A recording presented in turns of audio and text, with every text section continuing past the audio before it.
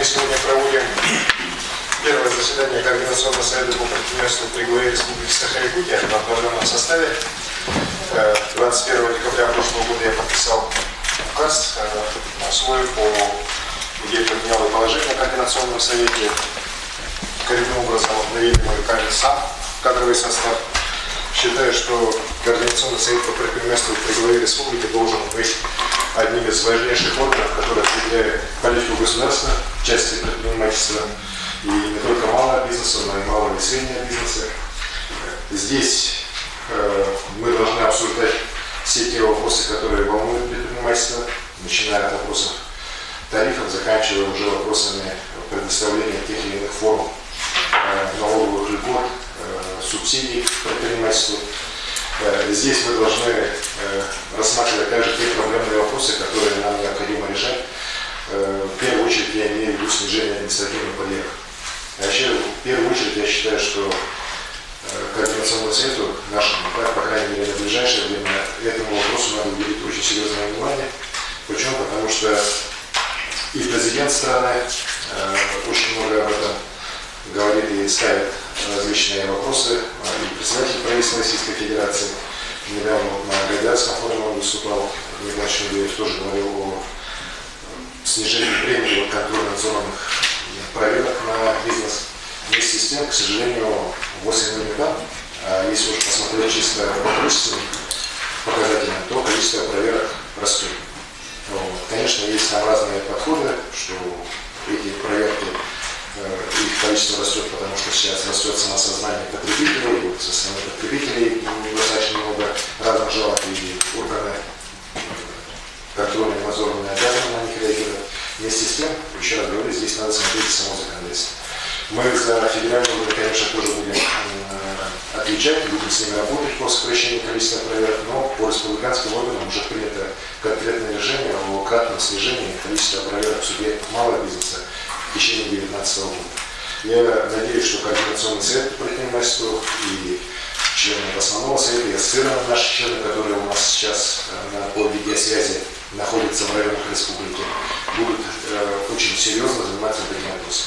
Потому что я сам возглавлял Координационный совет по предпринимательству в городе Якутске, лично так, очень много общался с предпринимателями, и сейчас общаюсь.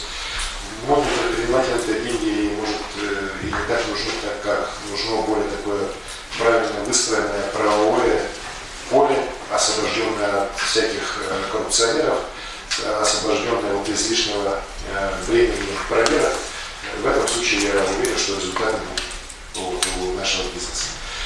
Вместе с тем, конечно же, есть вопросы, которые, еще раз говорю, требуют серьезного обсуждения, и правительство республики дано указание наладить постоянный такой ежедневный практически контакт с Координационным советом по предпринимательству, с его рабочими группами для оперативного решения тех или иных проблем, которые у нас возникают. Я знаю, что сегодня активно обсуждаются вопросы по электричеству, по тарифам по электроэнергии, сегодня мы их заслушаем. Есть вопросы по тарифам по вывозу мусора. Я уверен, что рабочая группа, которая сейчас предприятие создает вместе с Госкомом и районами, тоже отработается, и предложения будут вносить.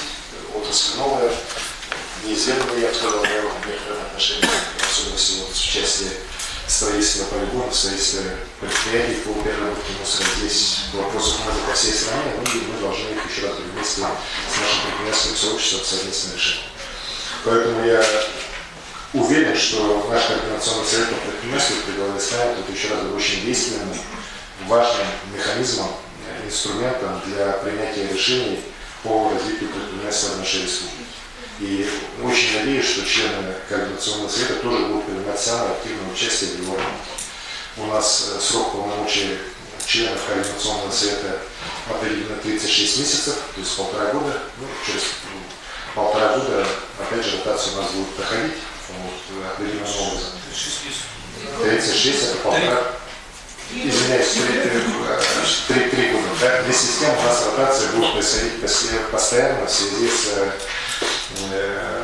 есть причины, по которым могут ротироваться члены, в том числе, коллеги, я предупреждаю, если 3 раза без уважения к участию увидим, что Координационный совет не посещается, так, то будут приниматься определенные решения. Так, будут потом не обессудить.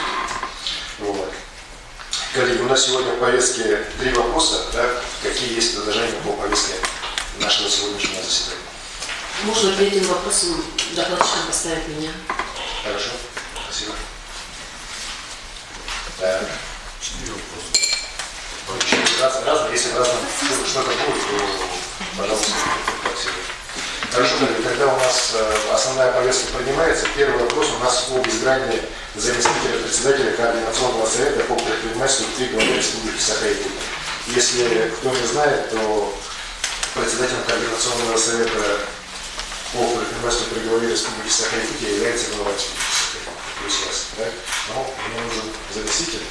Так, поэтому прошу нашего ответственного секретаря комиссии Кирилла Владимира Юрьевича доложить и дать информацию по данному вопросу.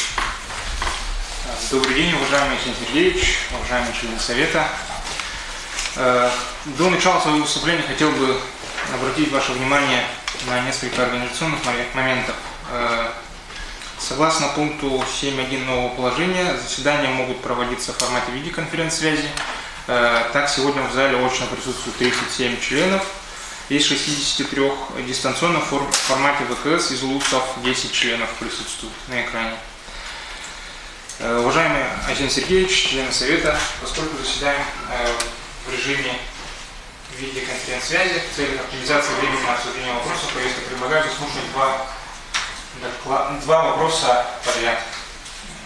По первому вопросу. В соответствии с пунктом 6.4 положения, заместитель председателя Совета избирается на первом заседании из числа членов Совета большинством голосов от общего числа присутствующих членов.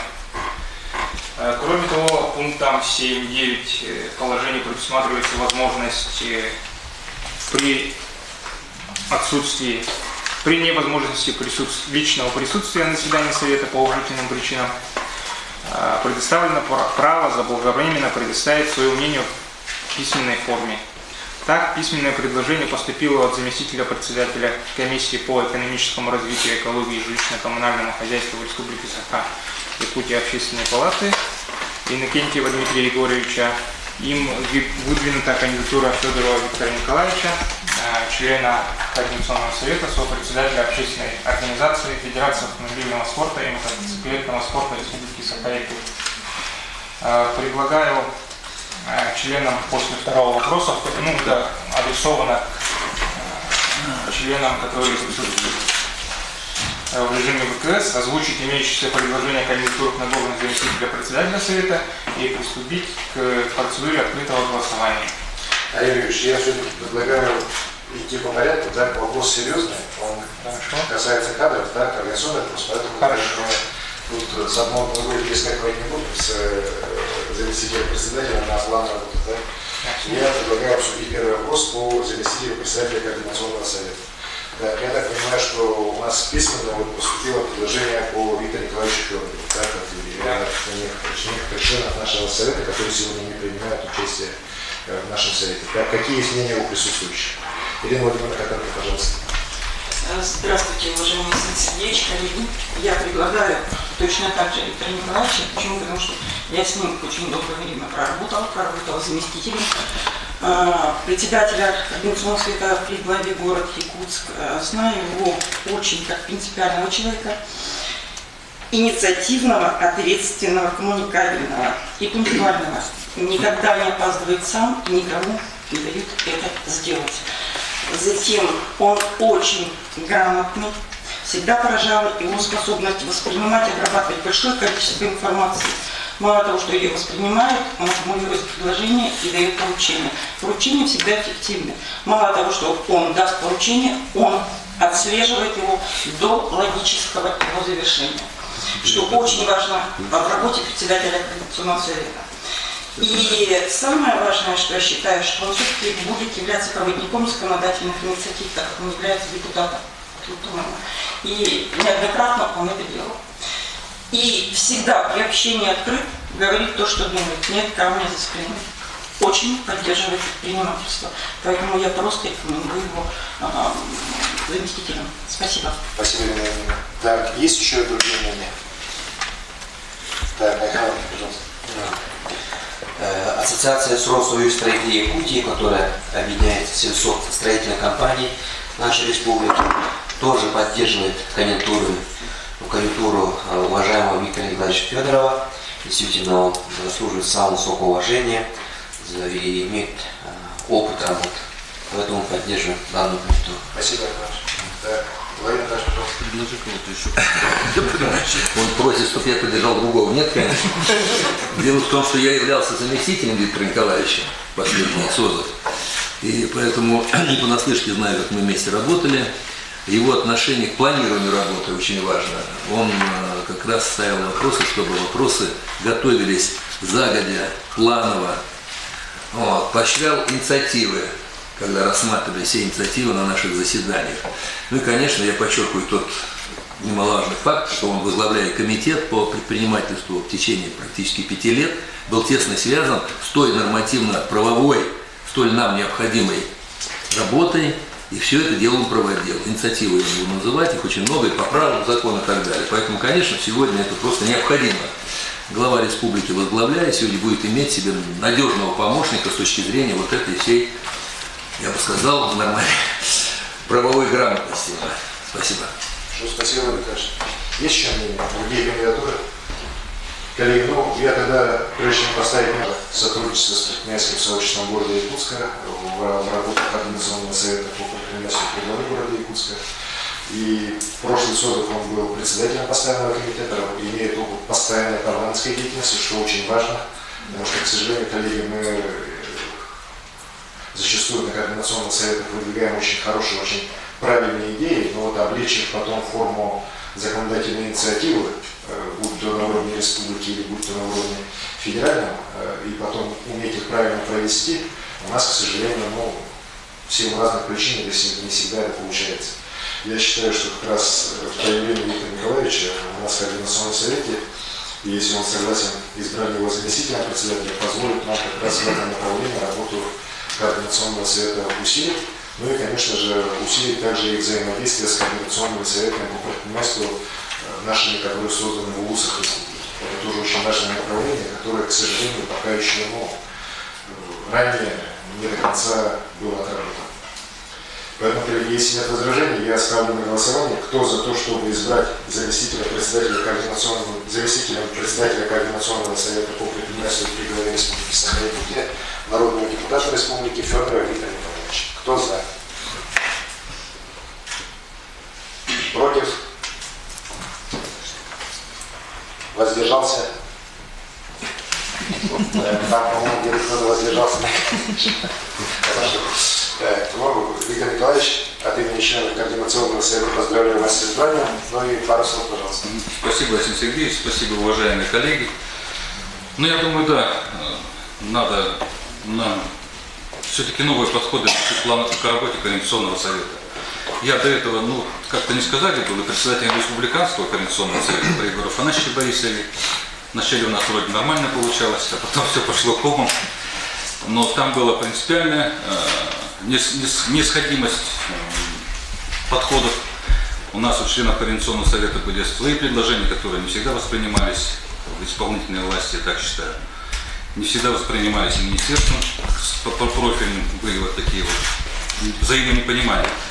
Ну и, конечно же, я считаю, правильно вы говорите, мало работали с улусами республики, мало этому уделяли внимания как-то. Больше все в городе. В городе у нас точно получалось дублирование городского совета предпринимательства зачастую. Вот с этим надо как-то подняться и переходить на региональный уровень и здесь более плотно поработать. С своей стороны, спасибо за доверие, готов работать на этом поприще. Спасибо. Спасибо, Виктор Николаевич. Желаем успехов. Уверен, что все у нас получится. Спасибо. Так, коллеги, следующий вопрос у нас как раз план работы Координационного совета по предпринимательству на 19 год. Пожалуйста, Юрий Ильич. Министерством в рамках подготовки к заседанию Координационного совета были разосланы запросы членам совета и осуществлен сбор предложений в декабре 2015 года. Предложения поступили от экономического партнерства Союза малого бизнеса города Якутска, Агентства по привлечению инвестиций и поддержке экспорта республики и от предпринимательной Габасова, члена совета. Согласно пункту положения, заседания совета проводятся не реже одного раза в 2 месяца. В раздаточных материалах представлен проект плана, в который включены 6 вопросов. Позвольте их озвучить. Об изменениях в федеральный закон номер 381 КЗ об основах государственного регулирования торговой деятельности в Российской Федерации в части размещения нестационарных торговых объектов, о целесообразности сохранения республиканских льгот поставки налога от 5 до 10 для налогоплательщиков, применяющих упрощенную систему налогообложения, заявивших объектом налогообложения дохода уменьшение на величину расходов, об изменениях в закон Республики от 2013 года номер 51 об установлении дополнительных ограничений времени, условий и мест розничной продажи алкогольной продукции в Республике Саха-Якутия. Четвертым вопросом о рассмотрении реестра инвестиционных проектов, сопровождаемых по принципу одного окна, о рассмотрении проектов и нормативно-правовых актов, влияющих на предпринимательскую и инвестиционную деятельность, а также заключительным вопросом о подведении итогов республиканского конкурса среди субъектов малого и среднего предпринимательства на присуждение премии главы республики за вклад в развитие малого и среднего предпринимательства республики. Если есть дополнительные предложения, то их озвучу. Спасибо. Так, коллеги, пожалуйста. Можно я? Ну, сегодня большое внимание отмечается в организации работы в арктической зоне. Я полностью согласен с теми предложениями, просто о внесении изменений и так далее, и так далее. Это такая работа, как бы сказать, камеральная, и она должна вноситься и рассматривать все правильно. Но принципиально есть особенности ведения бизнеса в условиях республики. Вы знаете позицию бывшего главы, и вот Сястов Алексей Сергеевич Оглучин, Бжиганский. То есть особенности ведения предпринимательской деятельности в условиях ограниченных всех, которые мы знаем, допустим, арктической зоны, нужно рассмотреть отдельно. Дело в том, что инициативы, которые должны от нас исходить, они должны ложиться туда, и я имею в виду на стол наших депутатов Государственной Думы. Недавно были такие встречи, я считаю, что и мы эти предложения делаем, и все-таки их посмотреть, как на них реагируют вышестоящие органы и так далее. Вот я имею в виду по особенностями ведения бизнеса в арктической зоне. Как вопрос подготовить их в течение полугода и рассмотреть. Спасибо. Так, еще, пожалуйста. Так, Виталий Валерьевич, по-моему.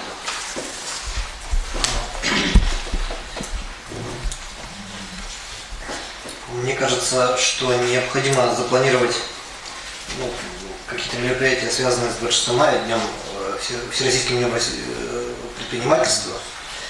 Может быть, пора уже ему такой статус начать придавать, чтобы предприниматели реально свой день. А у нас получается их два: день республиканский, день российский. Если день республиканский еще как-то отмечается, то 26-го Всероссийский день предпринимателя не получил должного развития. Мне кажется, для поднятия престижа предпринимательской деятельности было бы хорошо к нему приурочить какое-то мероприятие, торжественное заседание и так далее. Спасибо. Так, пожалуйста, еще. Пожалуйста, я не вижу, кто там. Представляйтесь и... Габасов Владимир Владимировна, Деловая Россия.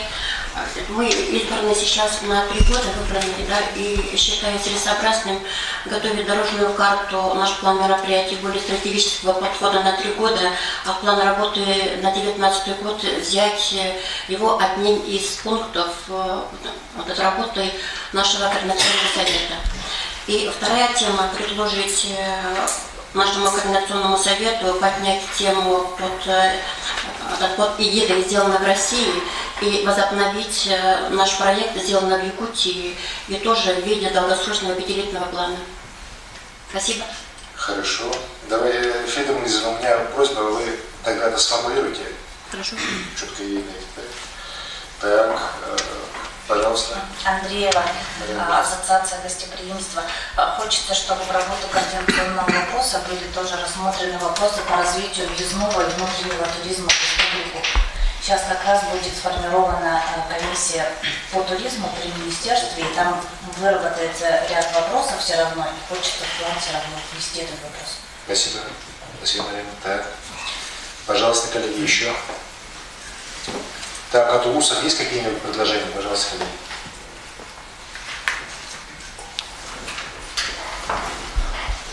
Так, вроде бы заявок не обратился. Можно ли еще? Да, пожалуйста. У нас в прошлом году было очень много споров, разговоров по поводу тарифного образования на газ. Вот, даже была создана правительственная комиссия, в которую входила на правах эксперта наш сегодняшний министр. Вот, и хотелось бы, может быть, заслушать на заседании Координационного совета какую-то итоговую оценку этой работы и, может быть, вернуться к ней. Хорошо. Мне кажется, это Нет, это абсолютно правильно, тем более там ряд решений приняты, и сейчас как раз в рамках рассмотрения финансово-хозяйственной деятельности Сахадарского я тоже дал ряд поручений по работе с малым бизнесом, в том числе, например, касающихся, ну, скажем так, премиального фонда компании, его постановку в зависимости от работы по подключению малого бизнеса. Поэтому как раз в течение первого полугодия они все отработают, можно потом уже заслушать. Хорошо. Так, Иван Васильевич, пожалуйста. Может быть, отдельно тоже рассмотреть социально-экономическое развитие республики и отдельно рассмотреть или программу по предпринимательству, чтобы предприниматель был, если государство задает вектор, то предприниматели должны под этот вектор уже подстраиваться, под эти программы, под эти бюджетные вливания, по каким направлениям, вот, может быть, отдельно тоже рассмотреть. Значит, вы правильно сформулируете, тут рассматривать отдельный вопрос о социально-экономическом развитии Республики Саха-Якутия может и не стоит, так, но о каких-то направлениях и роли, в том числе и наших предпринимательств в тех или иных вопросах, это, да, наверное, какое-то информационное сообщение от правительства мы можем попросить, чтобы это было.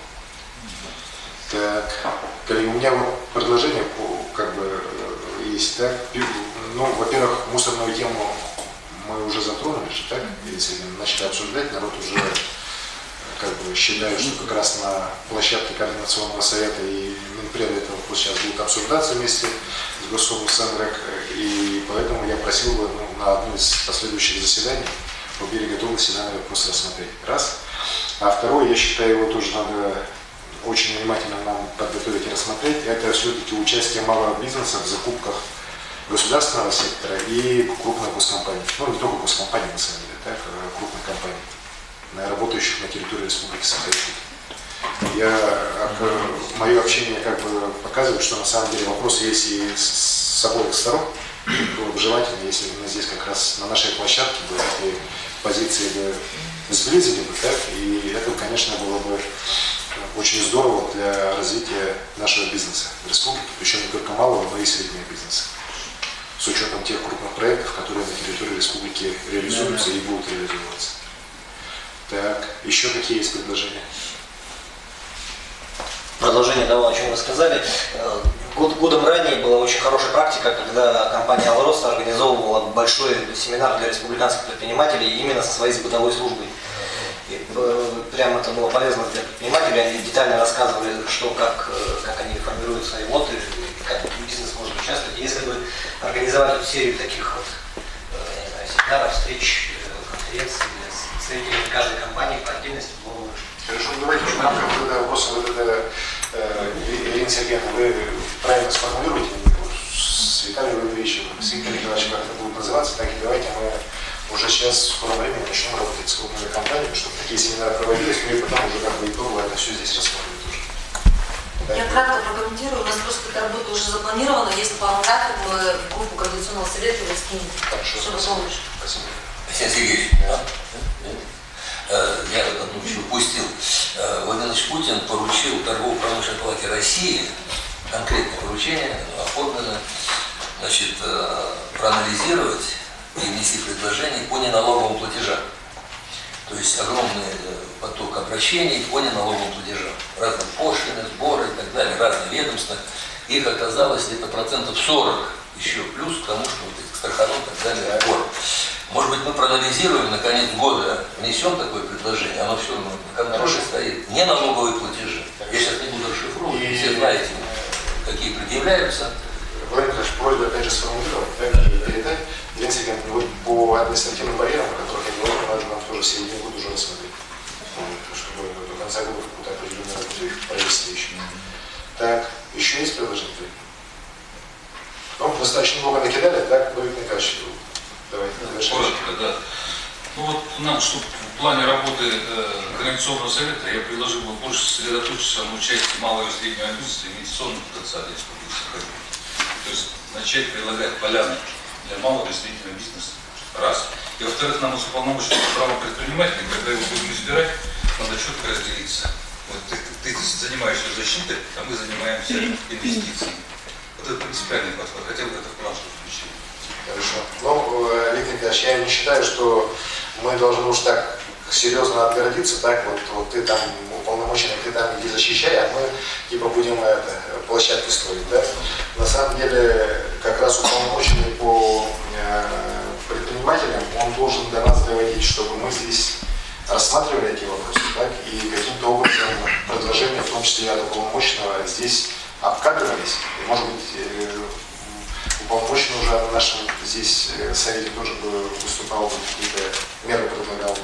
Потому что мы не должны уходить. Это, на самом деле, совсем будет неправильно, если мы скажем, инвестиционная площадка, а... Нет, совместно работаем, но кашу не делаем, друг за другом не ходим. Конечно, разбирать жалобы отдельных предпринимателей мы здесь не должны, так? Но вместе с тем системные проблемы, как раз которые нам, может быть, вынести на рассмотрение, мы обязаны рассмотреть.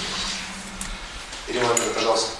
Ну, мы опять-таки хотим поднять вопрос, особенно торговли, по нелегальному бизнесу. Будем ли мы в этом году рассматривать? По нелегальному бизнесу сейчас будет создана, по примеру города Якутска, отдельная межведомственная комиссия, куда будут входить первые лица правоохранительных и надзорных органов.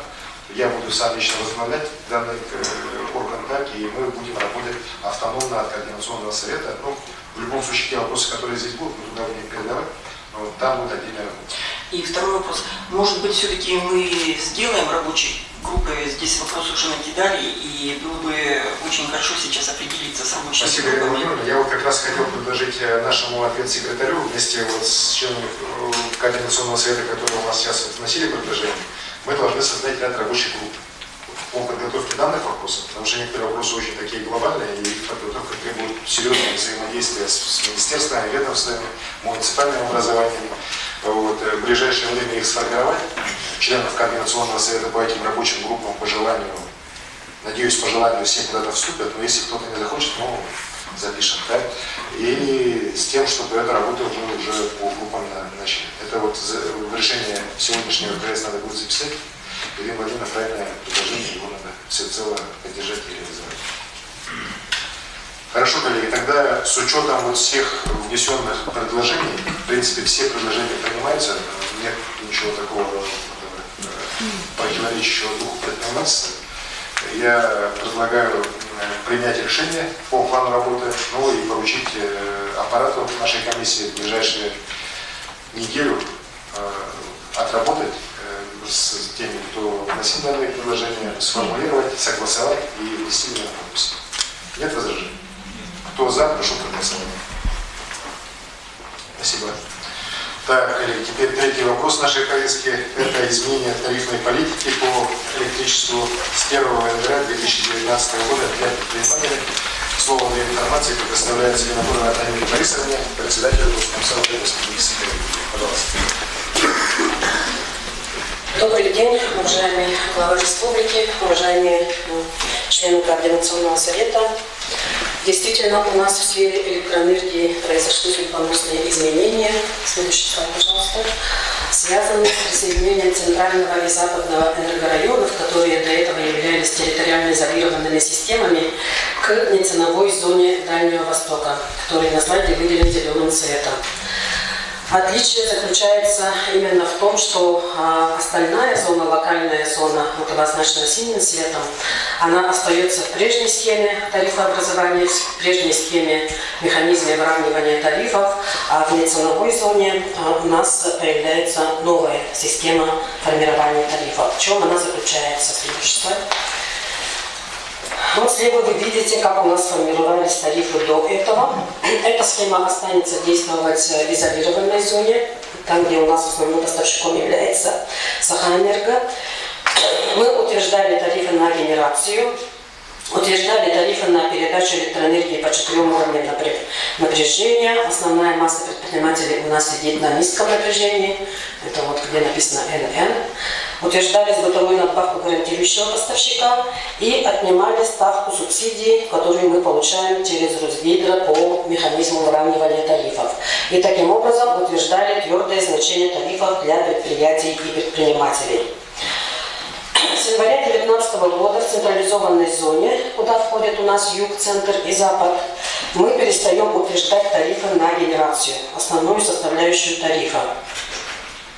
Потому что у нас ГРЭС-1, ГРЭС-2, каскад Вилюйских ГЭС и Вилюйская ГЭС-3 будут поставлять электроэнергию уже не потребителям, а на оптовый рынок энергии и мощности Дальнего Востока.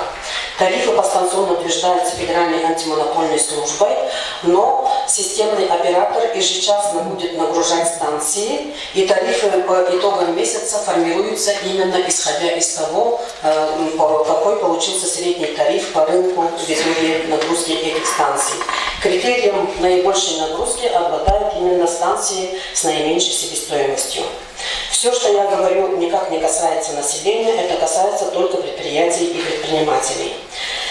Остальные части тарифов, это передача и бытовую надбавку, мы продолжаем утверждать. Вы видите, что у нас сильно снижается тариф на передачу электроэнергии. Тариф на генерацию у нас тоже сильно снижается. Поэтому уже централизованные энергорайоны уже перестают нуждаться в федеральной субсидии по механизму выравнивания тарифов. Следующий слайд, пожалуйста. При этом у нас появляется понятие категорий, ценовых категорий, расширяется. Сейчас у нас в наших решениях, вернее, в прошлом году были утверждены 3 тарифа. Первый тариф – это 3 категории тарифов. Первый тариф – это одноставочный тариф, который вы все знаете. Второй тариф у нас делился на ночное и дневное время. И третий тариф у нас делился на 3 зоны суток. Это ночное, пиковое и полупиковое время. Сейчас с 1 января 2019 года появляется 6 ценовых категорий, на которых я позже остановлюсь. При этом, как я уже сказала, мы перестаем конечный тариф утверждать, и конечный тариф будет формироваться ежемесячно, исходя из того, как отработал рынок. При этом потребители имеют право, если раньше имели право менять категорию тарифа только 1 раз в год, то теперь имеют право менять эту категорию ежемесячно. Появляется понятие отклонения, планирования объемов потребления, но это больше касается крупного бизнеса. Следующий слайд. Что такое 6 категорий, чем они отличаются? Малый бизнес у нас в основном это относится к первой и второй категории.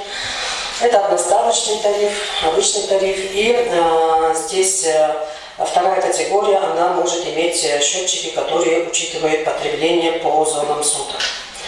Третья категория, начиная с третьей категории, они отличаются тем, что у этих потребителей должны быть счетчики, учитывающие каждый час, сколько потребил потребитель.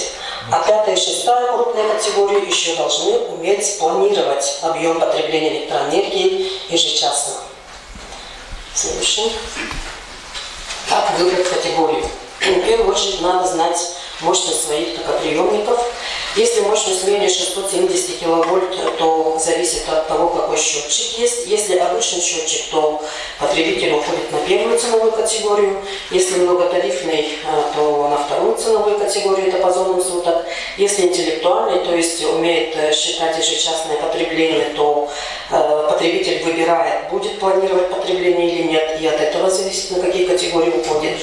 А крупные потребители с мощностью 670 киловольт и выше, они должны выбирать, будут планировать или не будут планировать, и от этого тоже зависит, какую категорию они могут выбрать. Категорию можно вообще не выбирать, можно просто умолчать этот вопрос. Тогда гарантирующий поставщик присваивает, в зависимости от того, на момент перехода на новую схему, как оплачивалась электроэнергия тем или иным предпринимателям, присваивает соответствующую категорию. Следующее. Ну, вот это вот основной слайд моего выступления, где я хочу вам более расширенно показать и сравнение с тарифами по Дальнему Востоку, которые были на выравнивание тарифов, находятся на механизме выравнивания тарифов. Здесь мы разделили тарифы до июля 2019 года и с июля 2019 года. При этом вы видите, что у нас тарифы меняются с января, поэтому показали мы тарифы и прошлого года. И при этом вы, когда сверяете тарифы прошлого года, второго полугодия 2018 года с тарифами наших соседей, на глаза бросается, что у нас тариф сложился ниже. Почему так получилось? Это получилось в связи с тем, что согласно постановлению правительства Российской Федерации по правилам, у нас тариф льготный, сниженный, считается как экономически обоснованный тариф, с которого мы отнимаем субсидии, как я показывала. Да? И в 2017 году у нас тариф экономически обоснованный Якутскэнерго не вырос. Не вырос, был сохранен на уровне 2016 года, а субсидия дается по правилам согласно расчетам предельного тарифа максимального. Поэтому эта субсидия позволила нам утвердить тариф ниже базового уровня тарифа, утвержденного правительством Российской Федерации. С января 2019 года в связи с объединением по Республике Саха-Якутия правительством Российской Федерации принят отдельный порядок субсидирования разницы тарифов, согласно которому сейчас меняется схема тарифообразования. Так, надо республику смотреть уже как две зоны: изолированная зона и централизованная зона. В изолированной зоне остается базовый тариф, утверждается базовый тариф, утвержденный правительством Российской Федерации, и он останется действовать 1,5 года в неизменном виде. 4 рубля 69 копеек. Тогда как у соседей, как вы видите, с июля будет рост. А в централизованной зоне, которая выходит на оптовый рынок, прежде чем рассказать, я должна сказать, что рынок, когда работает, системный оператор, когда отбирает мощности станций, есть еще сезонный фактор. Так, зимой надо отапливать города, станции одновременно вырабатывают и электрическую, и тепловую энергию, поэтому зимой больше загружаются тепловые станции. Себестоимость этих станций обычно выше. А летом больше загружаются гидростанции. Поэтому будут сезонные колебания. Здесь мы, конечно, не можем прогнозировать, какие цены. Мы здесь показываем тарифы, которые сложились. У нас по этой схеме работает ЮГ уже с 2017 года. Показываем, какие тарифы сложились по декабрю 2018 года, то есть пиковое время, да, самые высокие тарифы, и какие примерно служатся к июлю 2019 года, исходя из того, что было в 2018 году.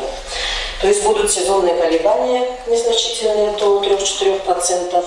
И я хочу сказать, что у нас тарифы уже в централизованной зоне будут ниже, чем среднероссийский тариф. Поэтому схема выравнивания в этой зоне уже не нужна. Выравнивание остается в изолированной зоне. Для предпринимателей на низком уровне напряжения схема выравнивания будет продлена согласно поручению президента страны. Это тарифы, которые я привела, я думаю, что они будут максимальные, потому что мы не видим факторов того, что они могут повыситься. Следующее. При этом, если сравнить наши тарифы, которые в 2019 году сложатся по централизованной зоне, это уже получается себестоимость, реальная себестоимость Якутскэнерго упала в этой зоне до 40% с лишним процентов, как вы видите. Это реальная себестоимость нашей электроэнергии такая будет теперь всегда, и она будет только чисто на инфляционные факторы меняться. И в конце я хочу показать статистику. Пожалуйста. Здесь вы видите долю электроэнергии, затрат на электроэнергию в общих затратах по отраслям. В среднем по республике доля затрат наших отраслей на электроэнергию составляет 2,1%. Меньше всех доля затрат в административной деятельности, в научной деятельности, в транспорте, строительстве, образовании. Вот добыча полезных ископаемых составляет 1,9%. Вот больше всех доли в ЖКХ, в тепловой энергии, в котельных вот 4,3% в газе. И выше всех доля в водоснабжении и водоотведении. Вот когда мы утверждали тарифы на тепло, воду, канализацию, мы это уже все учли.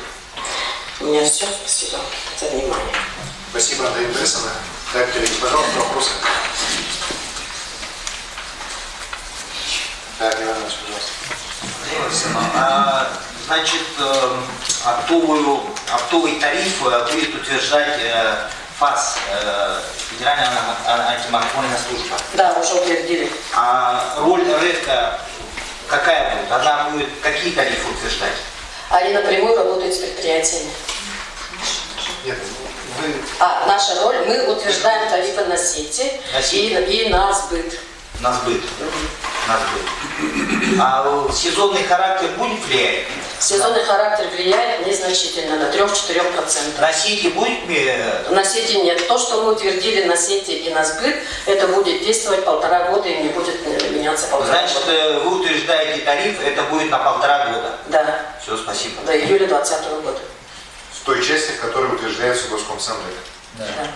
А генерации будут колебаться ежемесячно, а внутри для крупных потребителей может и ежечасно меняться.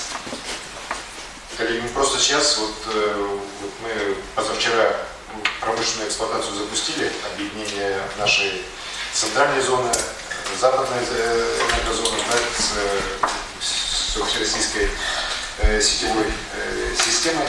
И сейчас мы начинаем работать по тому графику, для предприятий, для предпринимателей, к какому работает вся Россия, да, кроме тех территорий, где и существует локальная энергетика. У нас сейчас остается пока вне нашей территории, охвата данных на ведение наши северные районы. Но здесь я тоже хочу успокоить, здесь сейчас панические слухи тоже я читал о том, что сейчас, когда будет отмена льготирования по Дальнему Востоку, то тарифы у нас вырастут до 60 рублей за киловатт, пойдут огромные, когда у нас потери, бизнес и вообще и бюджетные расходы очень сильно вырастут, и бизнес вообще может прекратить свое существование. Здесь мы понимаем всю эту угрозу, и идет сейчас очень такая активная работа. Я лично встречался по этому вопросу с председателем правительства Российской Федерации Дмитрием Медведевым и с министром экономического развития Орешкиным. Вот моя последняя встреча, которая была с неделю назад, я уже запутался, в 15 или 16, 15 я с ним встречался в январе. Мы как раз проговорили, что для наших северов тоже будут вводиться среднероссийские по этим крупным тарифам в случае отмены этих субсидий, которые сегодня одноставочного тарифа. При этом будут, конечно, определенные субсидии предусматриваться по тому же механизму, по которому сегодня идет субсидирование. Поэтому я считаю, что мы довольно уверенно в эту систему тоже войдем после принятия решений, но это не в этом году. Так, Иван Иванович, пожалуйста, Иван Иванович, мы поговорим о Да, и у нас когда в среднем по республике для предприятий, для малого бизнеса, где-то мы, это с учетом НДС или без? На 6 рублей? Это без НДС. Значит, где-то примерно 6 рублей будет. Да, 4,5, вот я считаю, 4,6. Что-то ты... 4,6, 5 рублей 50 копеек где-то. 5,40. И второй вопрос. Генерация, оптовый рынок, какая цена оптового рынка? У каждой станции своя цена утверждена ФАСом, и системный оператор, исходя из этого, отбирает мощности, нагружает дешевые станции. Дальний Восток отличается, почему ценовой, потому что в ценовых зонах, то есть в центральной части России, ФАС вообще не утверждает тарифы на станции. Там отбирается чисто рыночно. Якутэнерго, получается, будет у них выкупать... Конкуренция. И он будет конкурировать с другими станциями по своей себестоимости. И, хотелось бы здесь и оцениваться, чтобы доля опта и доля РЭКа, какая здесь ваша? Так, доля опта, доля РЭКа. Сейчас скажу. Доля РЭКа выше, хочу сказать, выше, потому что у нас, где-то около 3 рублей наша составляющая, а станции где-то рубль 60, рубль 70 будет. На оптовом рынке рубль 60 получается, а на долю сети получается 3 рубля. Да, поставьте, пожалуйста, 3-й слайд, там видно. 2 рубля 66 на низкое напряжение, справа. Низкое напряжение, 2 рубля 66. А в среднем по станциям мы думаем, что будет рубль 60. А было, вот смотрите, 5 рублей 46. Было 4 рубля 29, поэтому нам давали субсидии. Сейчас все снижается, поэтому субсидии уже не нужно. Спасибо. Так, еще вопросы есть? Елена, пожалуйста. Я как раз хотела спросить насчет генерации. И второй вопрос. Мы знаем, что у нас есть ценовая зона и экономически обоснованная зона, в которую мы подходим. Можем ли мы войти в ценовую зону, там все-таки электроэнергия меньше, если да, то когда?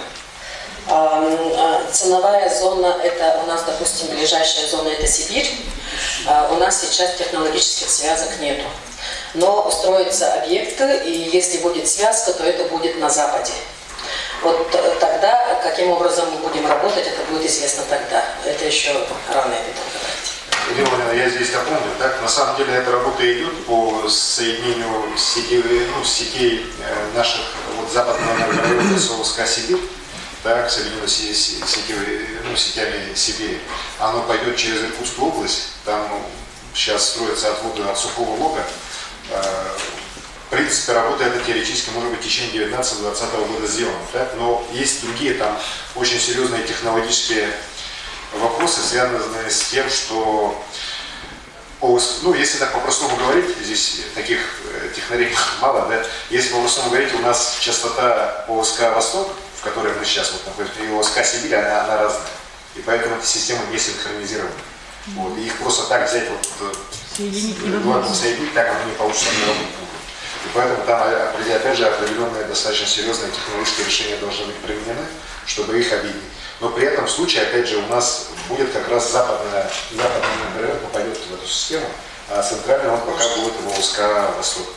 И в дальнейшем только мы сможем уже единую такую систему создать. Спасибо. Так, Маклашов, пожалуйста. Всем добрый день. На встрече мы проводили неоднократно, до этого по поводу тоже цены, и вы говорили, что цена сезонная будет колебаться там на 20-30%. Сейчас я сумму... Копеек. Нет, процентов именно, потому что летняя... Марина Владимировна говорила тоже. Да, Марина Владимировна говорила, да. Но она именно говорила, что летом будет на 20-30% разница ниже. Мы еще обсуждали то, что летний период у нас будет очень дешевым, то есть зимний период у нас будет цена 5,60, 5,88, да, там, а летом будет до 4,5-5 рублей. Посмотрите слайд. Нет? Ну, я вот сейчас решил уточнить, 3-4% только. Летнее зимнее колебание, да? В копейках, да. Копейка 20 копеек, я считаю. А вот разница между ночным... Но это мы просто прогнозируем, а как сложится по жизни, мы не можем. А вот разница между ночным и дневным какая будет? Какая сейчас у нас? Очень ощутимая. Вот там ощутимая разница очень. Процентов на 30. Ну вот так же и говорили, что и будет лето-зима, потому что зимой в основном работают там дизельные электростанции и так далее. Тепловые, извиняюсь, да. А летом заработают гидроэлектростанции и так далее, то есть там дешевая экономия тепла и электричества, который не включается. То есть там большая экономия должна пройти. Нет, небольшая. По лету и зиме разницы нет, а вот дневной и ночной тариф, они достаточно существенно различаются. Хорошо. Так, Иван Иванович, пожалуйста, вы сегодня у нас все планеры координационного совета. Андрей Александрович, ну, генерация у нас вот стоит, ГРЭС-2, недавно построили. Такой подход может быть на будущее, что, Сити, вот Сити, город Якутск, и вот ГРЭС стоит. Не может быть такого, чтобы 3 рубля было. Может быть, для республики какой-то такой дифференцированный подход пойдет.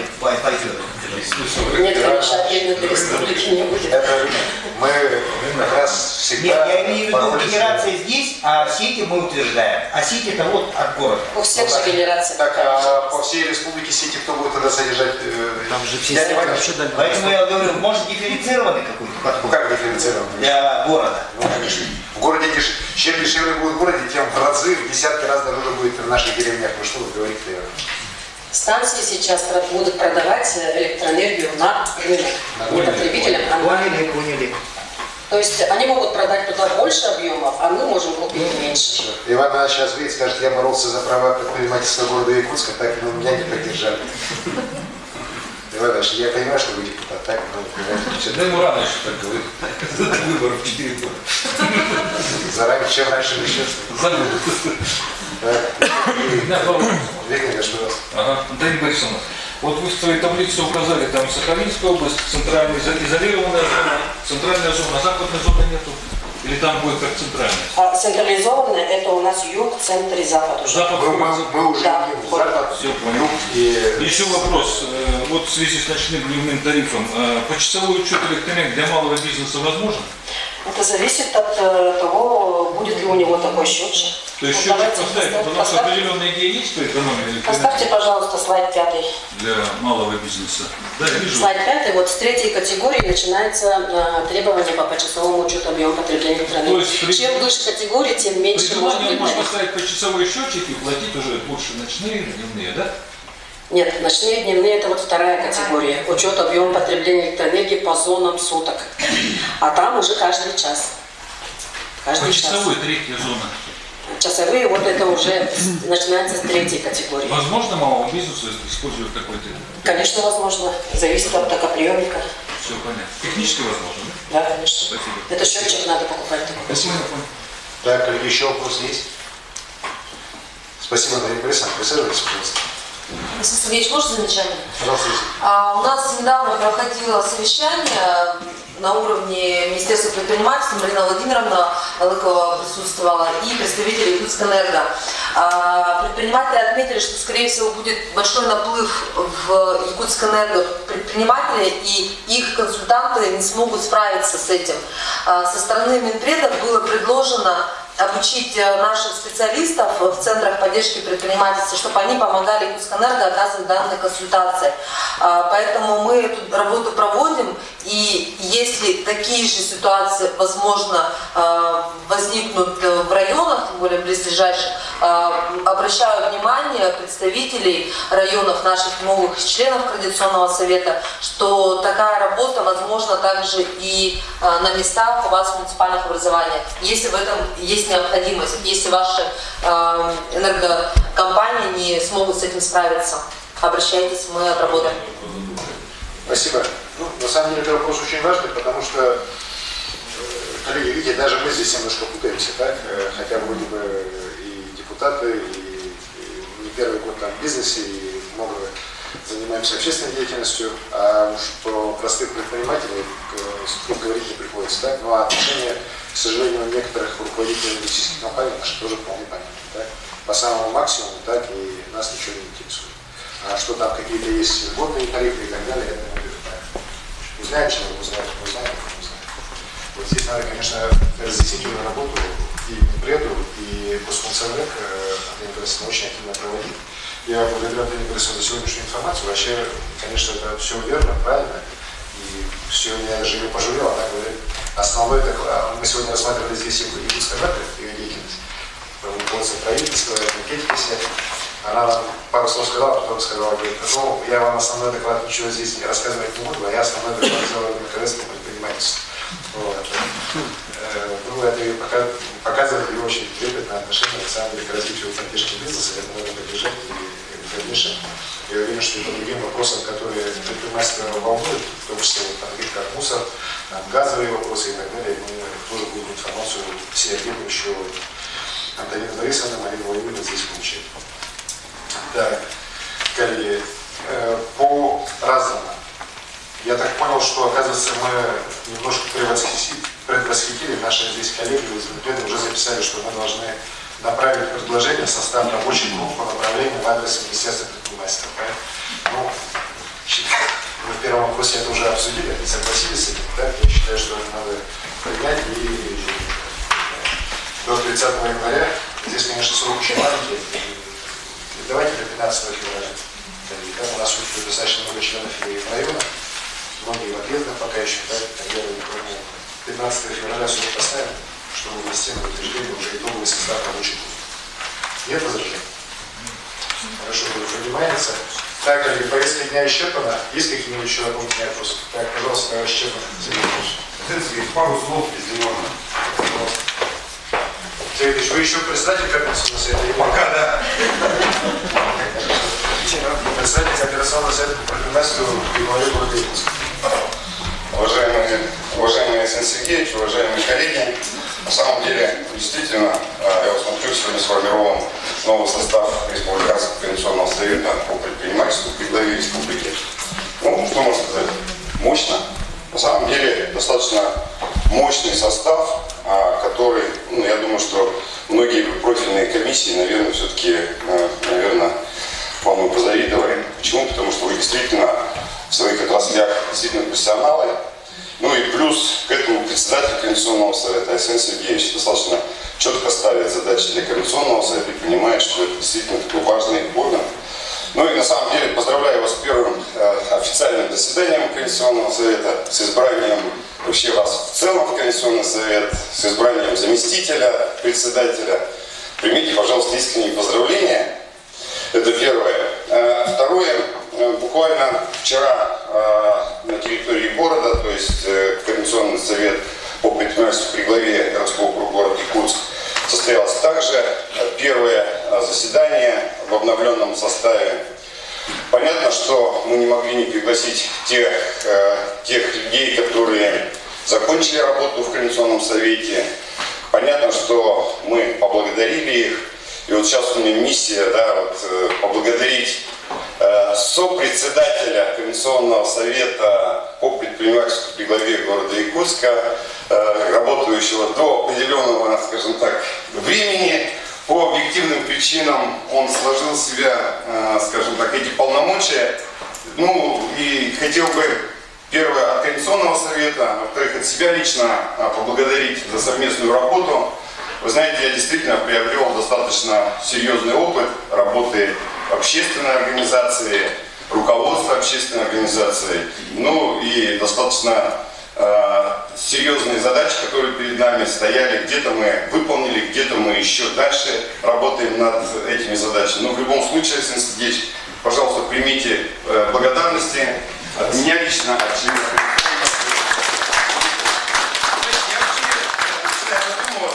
Координационный совет при главе города Якутска становится определенной кузницей. Да? То есть у нас министры уже есть, да, и многие члены Республиканского Координационного совета являлись или являются членами Координационного совета городского. Вот. У нас есть представители уже в республиканской власти. Ну и теперь, скажем так, у нас еще и глава республики с Координационного совета. Поэтому записывайтесь все в городской Координационный совет. Спасибо. Коллеги, большое спасибо. Всем удачи, успехов. Ну, еще раз говорю, мы будем работать достаточно интенсивно. Как вы сегодня слышали, раз в 2 месяца будем собираться. Вот, поэтому прошу настроиться на сегодня как плотную деятельность во благо нашей предпринимательства. Спасибо.